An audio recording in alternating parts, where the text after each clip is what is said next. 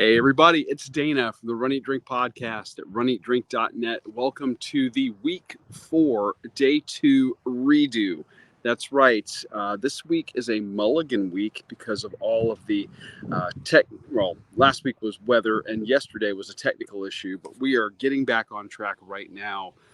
Week 4, day 2. It's a 30-minute run today. We're going to do a 15-second run interval, a 45-second walk interval, and total time is going to be 30 minutes running with a 3-minute warm-up and 3-minute cool down, bookending the run. So it's the same exact running plan that we did on Tuesday, and I am looking forward to pounding this one out. The weather is, well, for the most part, pretty good. I mean, you can see a little bit of cloudiness right there, but I think, at least I hope, that's going to hold off and let me get the run in. So I see a couple of people already jumping in the chat. Josh, hey, welcome.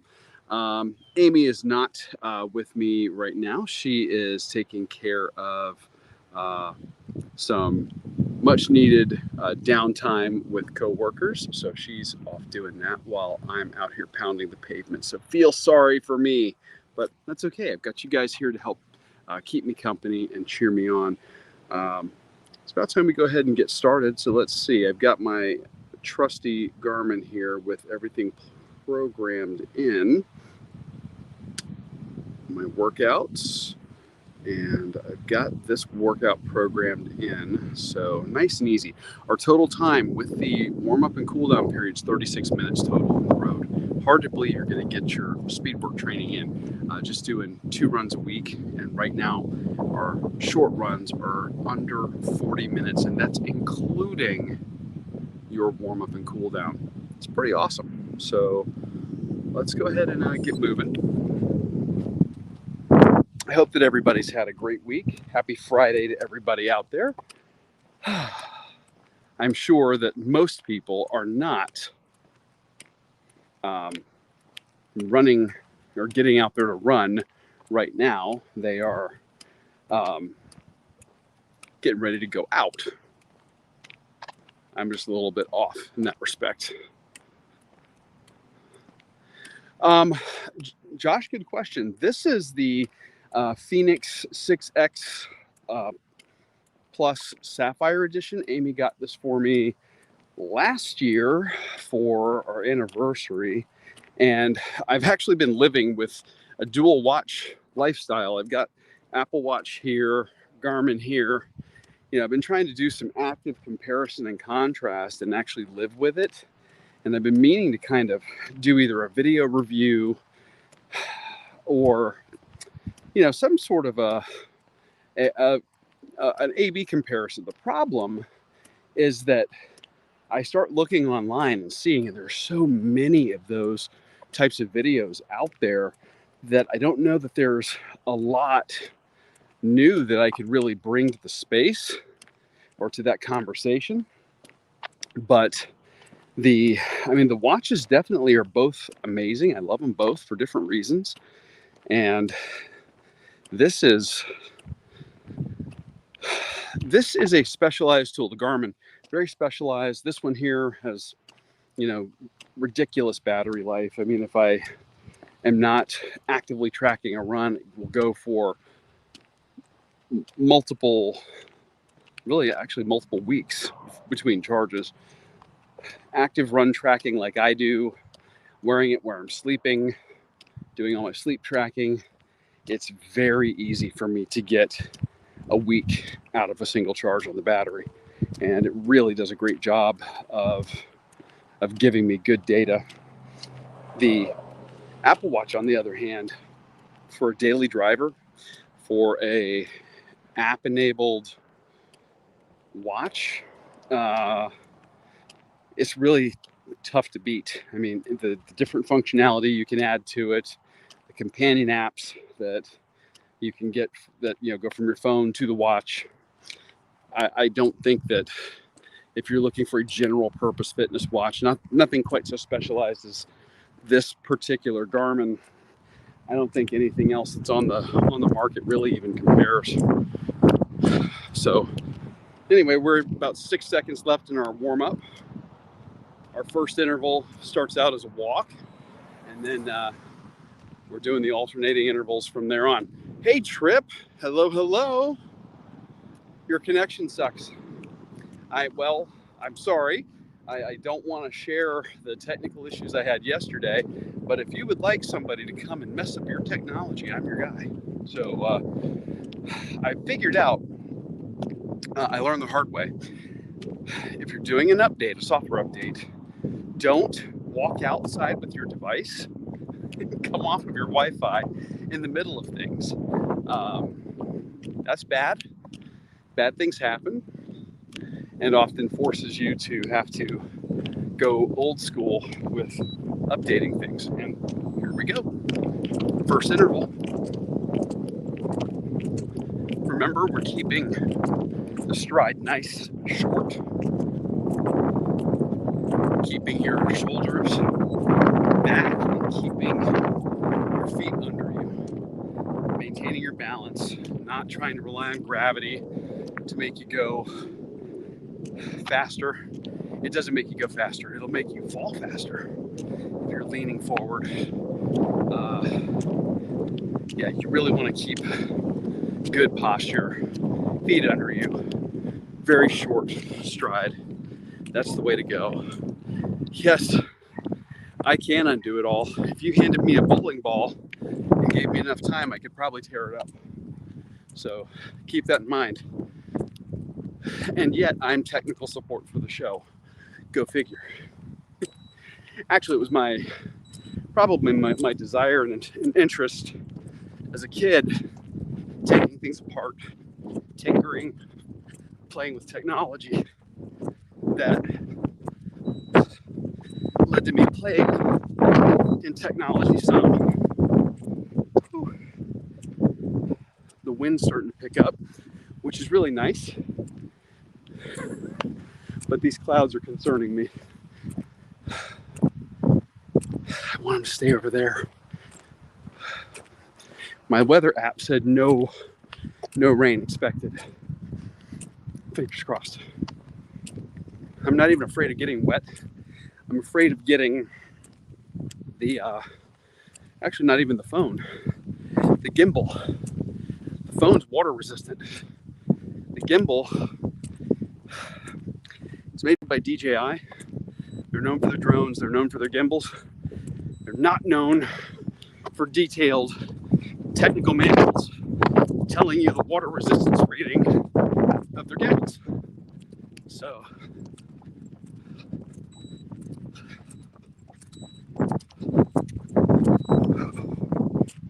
all right. Anyway. Oh, thank you, Josh. I would like to get out and actually enjoy it with the tops off once the weather cooperates. We were talking about it today. Looks like we're getting a cold front here in Florida next week. So for us, that's 60s in the morning. And trust me, I'm not complaining. I'll take it. I just know that a lot of people listening to the show from across the country would laugh at the idea that we consider 60 degrees winter weather or cold front. But it's all relative.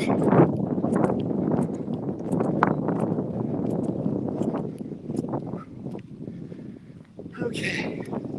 The transitions coming into and out of the running segments, that one I could feel. I was a little lazy.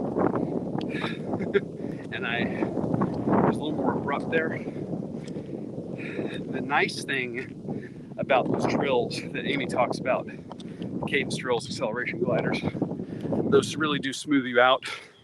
And I really can't overstate the importance of integrating those if you're going to be doing interval running, making sure that you're not, basically beating the hell out of your knees and your quads by forcing the braking is really important.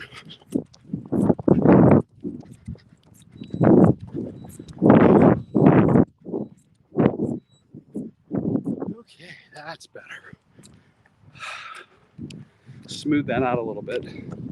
Where you really feel that difference is if you're doing interval work in areas where there's some terrain differences. Ooh. Meatballs and salmon with deviled egg salad. If you hear a knock on the door later, it might be me. Of course, right now that's reminding me of the fried deviled eggs we had in Tennessee. What kind of deviled magic bit that was.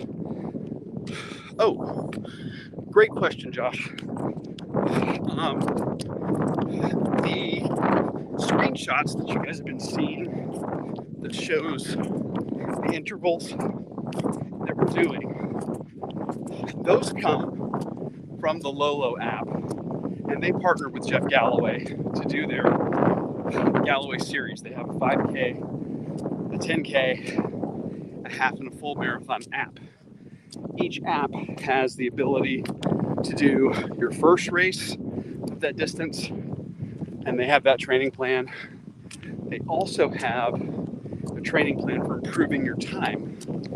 So I like those apps, they're great. I love the music feature. If you have unprotected non-DRM music on your phone, you can add that music to your playlist, and during your intervals, it actually speeds up and slows down the music to match your run or walk interval, which is fantastic. And you're like, well, what's the big deal there? Well, it does it without making the songs sound like the chipmunks are singing them. Super cool. However, what I can't do is do the live stream while running that app. So what I do out here is I just have, using the Garmin Connect app, I create the workout that matches what the LoloFit app is telling us we're doing, and I send that over to the watch, and that's just what I'm using to do the intervals. The Garmin gives you an audible notice, which a weak point for the Garmin is its speaker. It's just not very loud.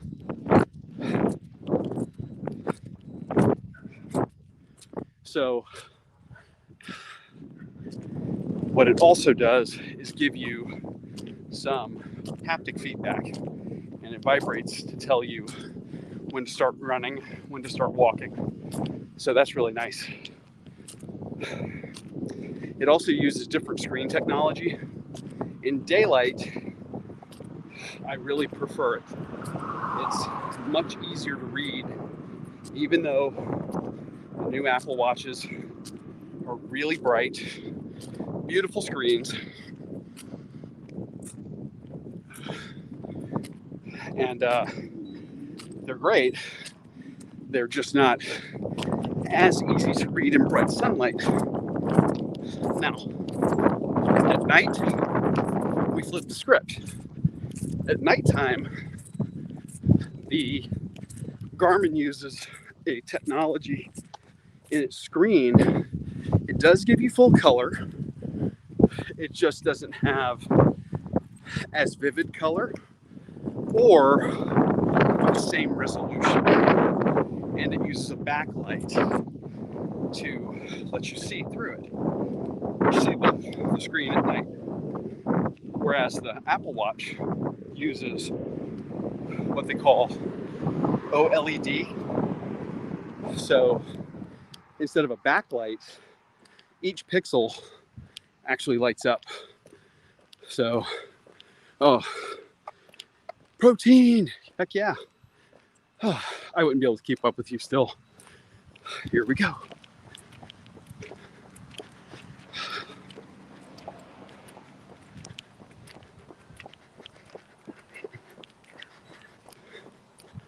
Whew.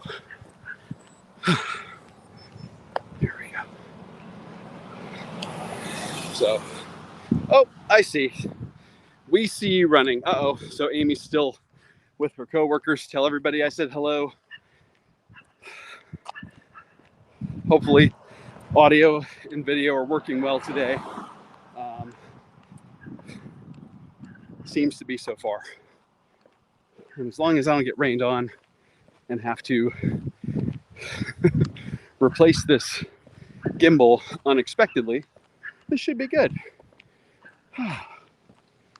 Yeah, I wish I could kind of show, like, you really can't see it.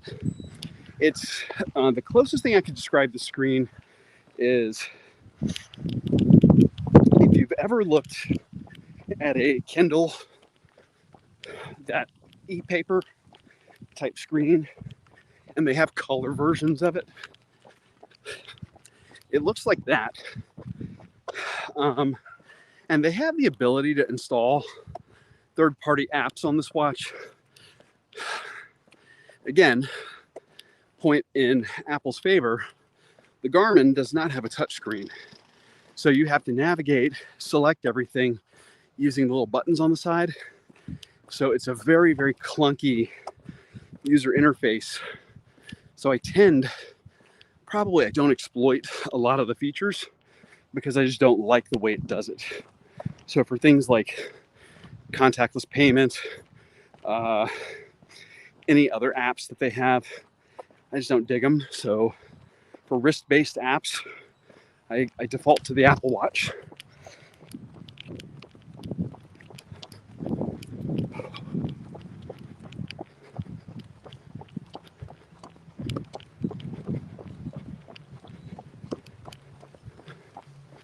Whew.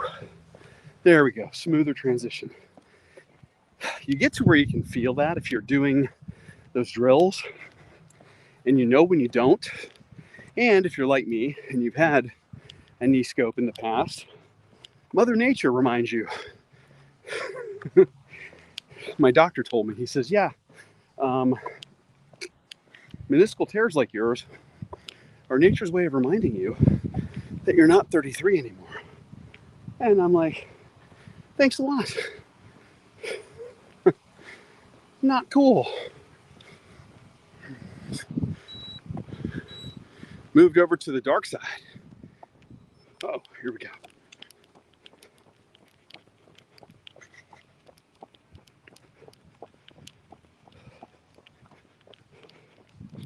Well, I've actually been a pretty dyed-in-the-wool Apple user most of my life, certainly since college, and I was familiar with all of them as a kid. I mean, I grew up with a Commodore 64 in the house, and I would play with any computer you put in front of me, take them apart, put them back together, do some programming, all that. But I was not a terribly talented artist, but I just loved the Apple user interface in college.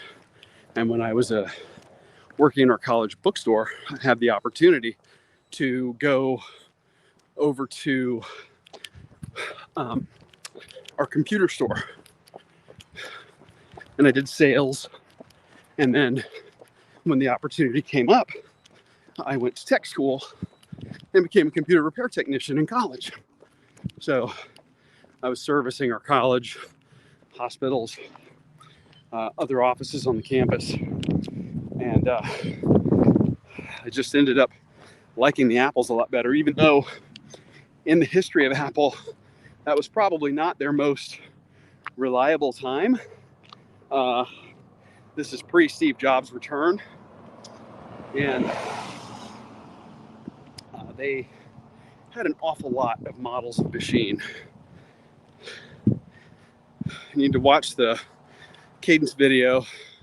Comes to an abrupt stop almost. Yeah, the cadence drill is worth that. The cadence drill actually is the drill that helps you increase your total speed. It's the acceleration glider that helps you with the transition. So look that up on the website. And we do have a great talk with Jeff talking about the drill. It's actually really not complicated, but just taking an afternoon once a week or morning and doing those drills for maybe 10 minutes helps build that reflexive muscle memory. And you don't have to think about it as much. For me, it just becomes a problem because I'm multitasking as I'm running, talking, working the gimbal, transitioning because Josh's workout has smoked my shoulders and I can barely lift my arms.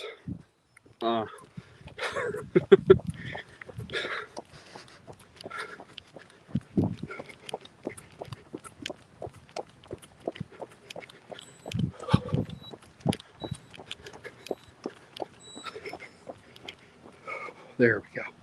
Yeah, if you're coming to that abrupt stop, especially if, like I said, if you got hills that you're running, you'll feel it.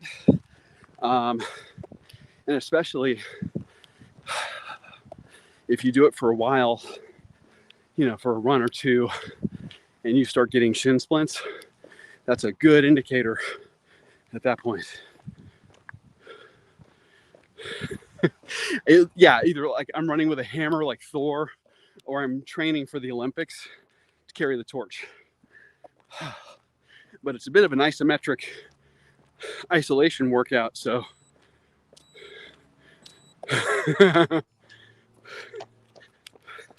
that's a different chat for a different kind of channel, Josh.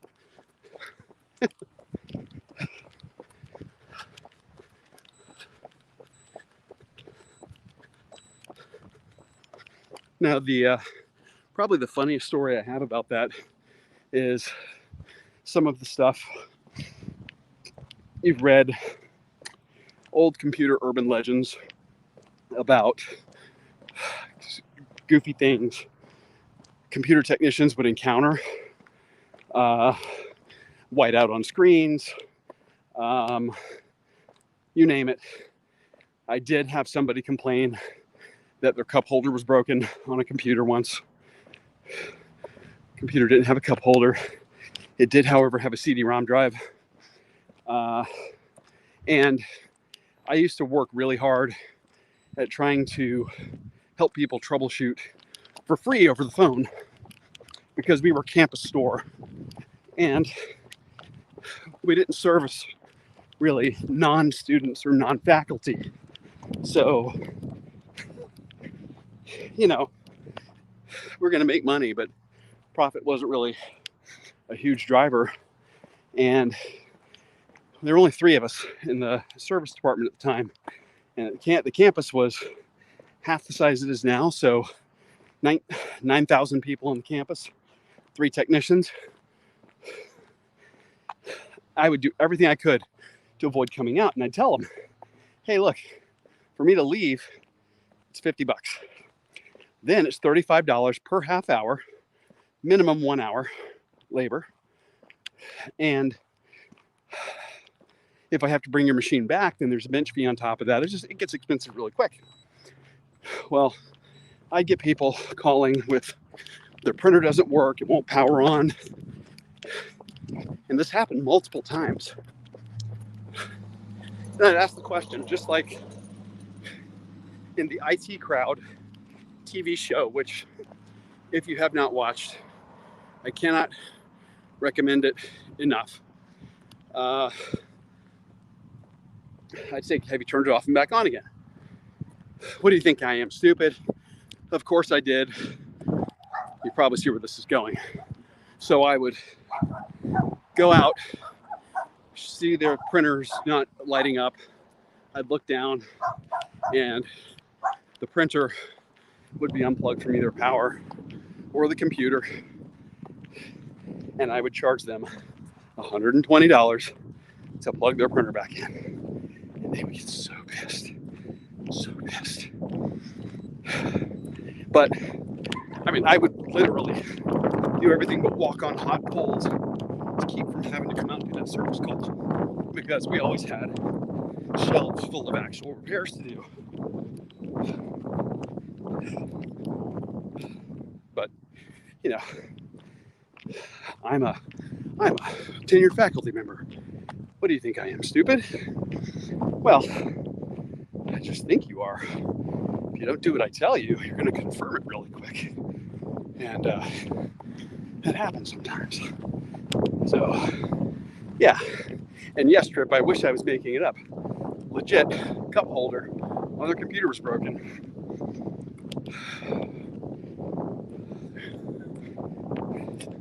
So that's real. I never saw whiteout on a screen before, but I heard about that one.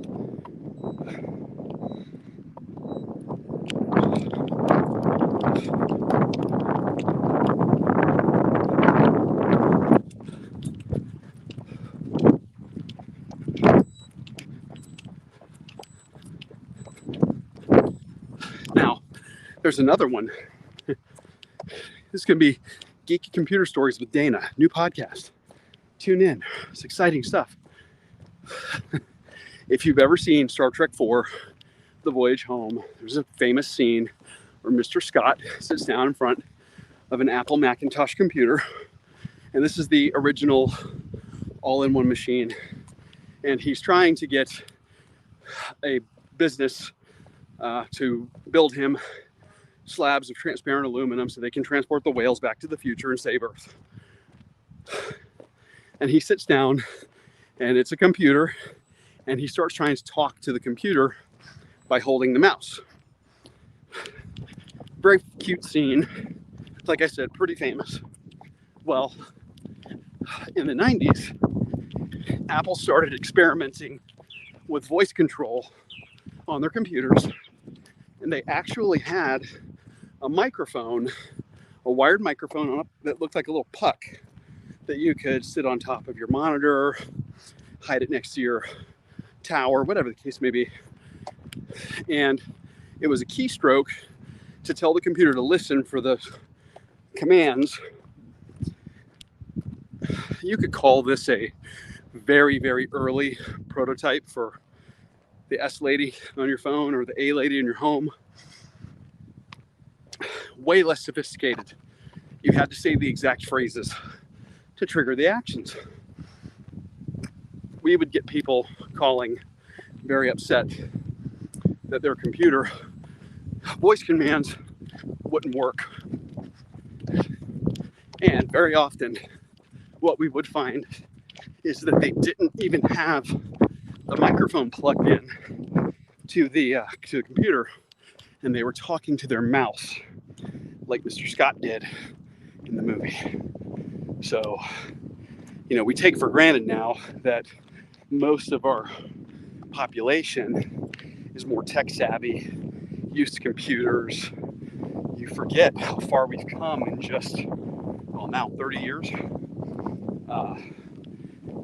You know, a lot of people a little older than me didn't grow up with a computer at home. And they certainly didn't grow up with graphical user interfaces and voice interfaces and all that stuff. So anyway, that's my geeky computer story of the day. Great job in college. Highly recommended it. So if you have any college kids out there and you can work in your college computer store, do it. I did also learn that even back then, if you walk with a purpose and you have a clipboard in your hand, you can get into a lot of places you probably shouldn't be able to get into. My campus had the CDC on it, and I was there for legitimate purpose, but they would just wave me on into places. I'm like, this is like hard key restricted, and I shouldn't be here. No spacesuits or anything crazy like that, but this was during the time where they were bringing Ebola virus back to the CDC for study. And I wasn't super thrilled about having to go do a repair in that building anyway. So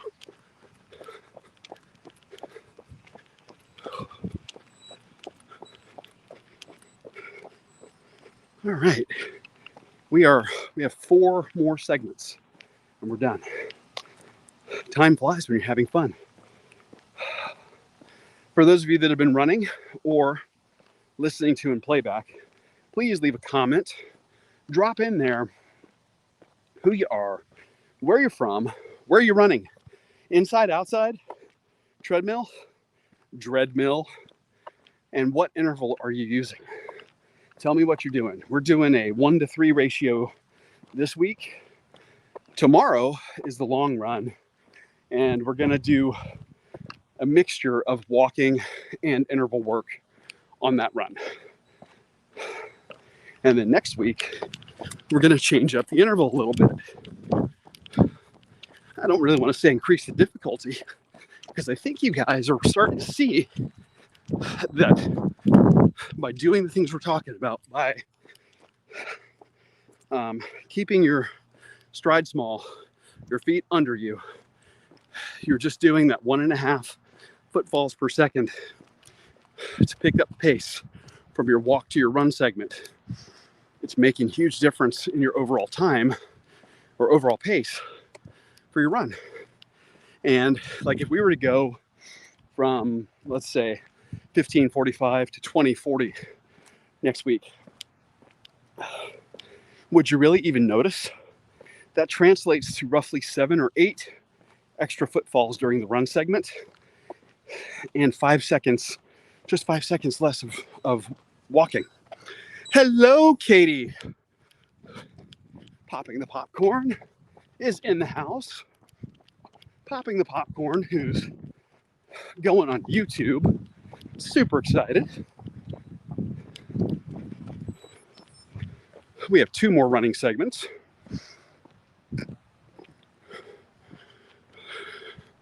I'm with you, Trip, 100%. The treadmill is a tool of last resort, or it's a tool if you're traveling and your hotel is either not runner friendly or the area around it is not runner friendly. I don't talk about it enough, but I am a big fan and a big believer in road safety when you're running. I mean, I'm not Fire Marshal Bill. I'm not running with a reflective vest. Don't get me wrong, but I do prefer brighter, more vivid colors, running against traffic, running on the road as opposed to the sidewalk. I know it sounds counterintuitive, but sidewalks oftentimes, believe it or not, are a real blind spot for drivers, and they're not paying attention when they're backing out of driveways.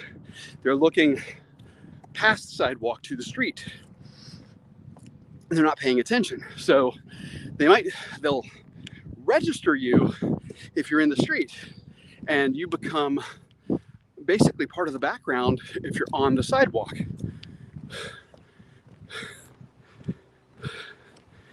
I'm so glad you could drop in, Katie. Going to do a video here later tonight. Sweet. I'll try to catch it. I am a little woefully behind today. I did not get my first workout in at work. I was a bad senior manager and didn't even get out of the office till well after 4 o'clock. And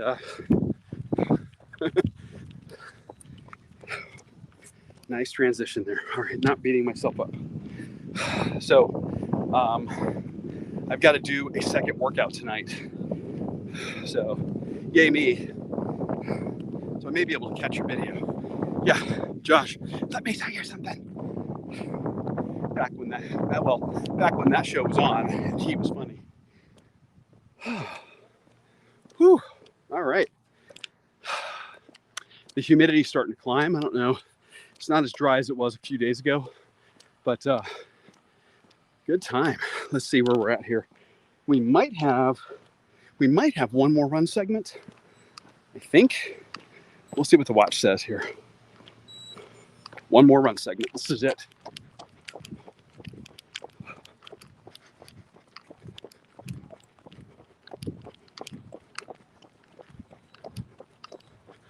Woohoo! And we're done. Easy transition. We're now in the 3-minute cooldown. So continue on down this way. We are still in the midst of the bunny invasion of 2021 here in the neighborhood. For whatever reason, I haven't actually surprised.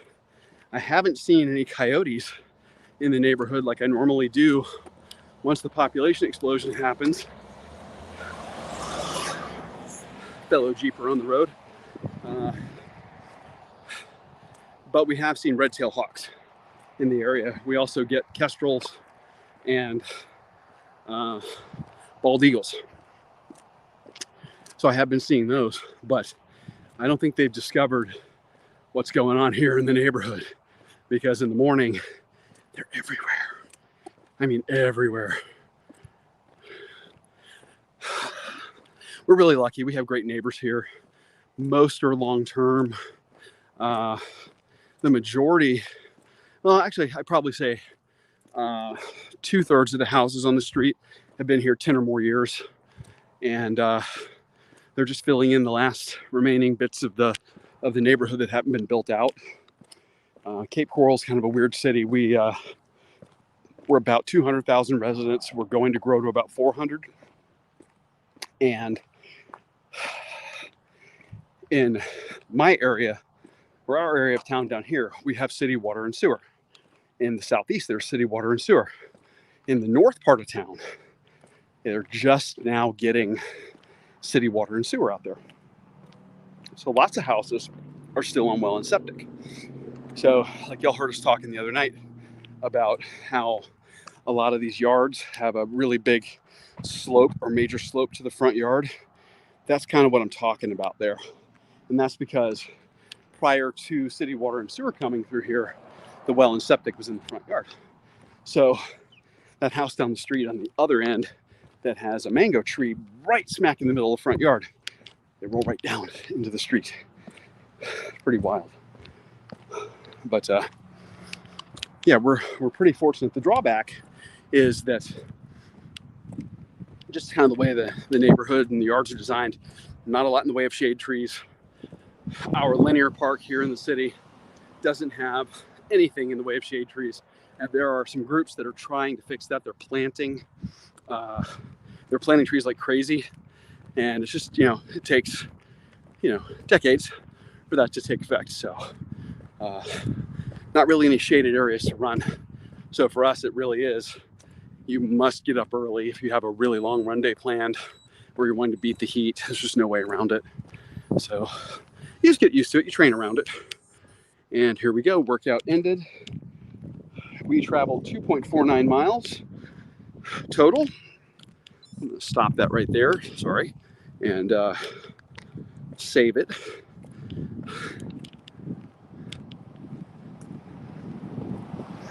There. So 2.49 miles in 30 minutes. And whoops. Hold on. Now we're saving it. My manipulation of the watch is faster than the watch's ability to pick up the signal there. So today, with what you guys saw, much faster than what we've been doing. Average pace, 14 minutes, 29 seconds per mile. If you recall, the last time we talked about pace post-run, we were sub 16. Today we're sub 15. And if this is the kind of an interval you're looking for, and again, I'll go back to a Disney race because they seem to be hosting their event, no word on a cancellation. Or if you're doing any road race where there's maybe a 16-minute per mile pace, having a good 60 to 90 second buffer per mile means that you can stop for photos, stop for a bathroom break if it's necessary, stop for, if you got to adjust your gear and all the things that can happen, break a shoelace, whatever the case may be, you have the ability to do that without worrying about getting swept. I do recommend that you train for a pace that gives you some cushion because you don't know what might happen. Injury on the course, catastrophic failure of a shoe. You know, a lot of runners don't throw an extra pair of shoelaces in their belt. You know, what are you going to do if you pop a lace? Can you fix it on the go? Things like that. So training that a little faster than what your sweeper's pace is, super important. Also, you doing that in training builds confidence, and having that confidence when you're at the race increases your enjoyment of the race. And that's really what it's all about. If you're hating life the entire time you're out there, why are you out there? You know, you don't want to do that. Dana doesn't really feel any faster. Let's see. Hold on. What am I missing here? Sorry.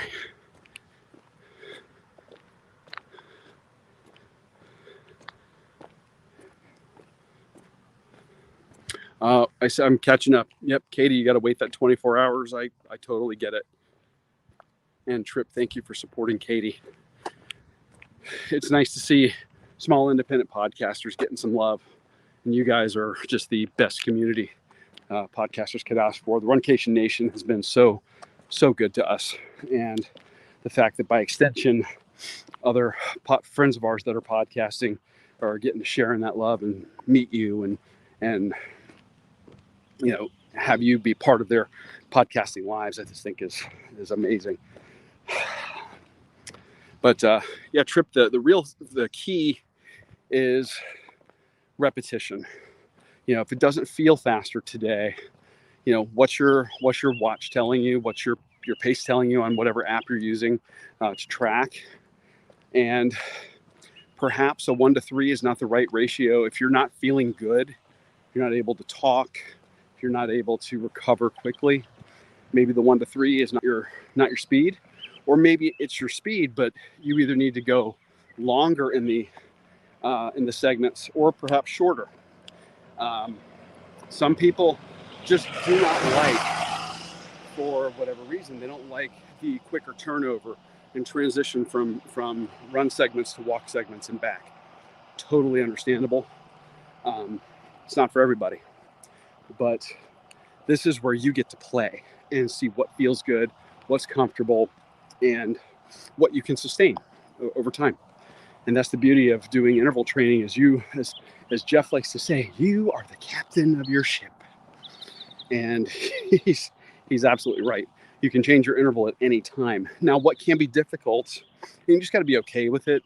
If you have several intervals programmed into, say a Garmin, and it certainly does not have to be this one. They have way more affordable models that have really all you need for general purpose running training is, you know, you program in several intervals and you do them, and maybe you're going to run that first mile at the 15:45, and you decide to go to mile 2, and it just at the end of mile 2, you're just not feeling it.